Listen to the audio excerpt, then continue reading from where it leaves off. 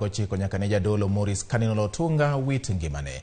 Nyasi ma kawuono ne otelie kod Archbishop mar Catholic bade ma Nairobi Philip Anyolo manopuoyo mosenindo Morris Cardinal Otunga kaka jal manochiwore ne tich Nyasaye kendo mane nigi chuny maler mane orwako oganda duto.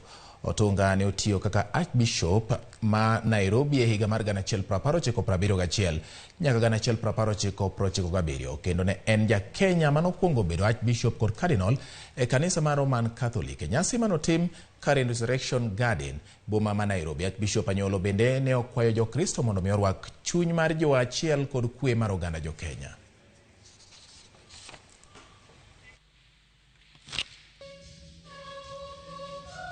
This is then indeed an hour of faith, an opportunity to renew our faith at the tomb of the servant of God,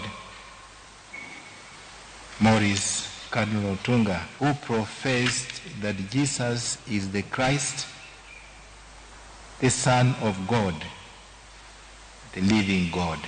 We remember him for many things.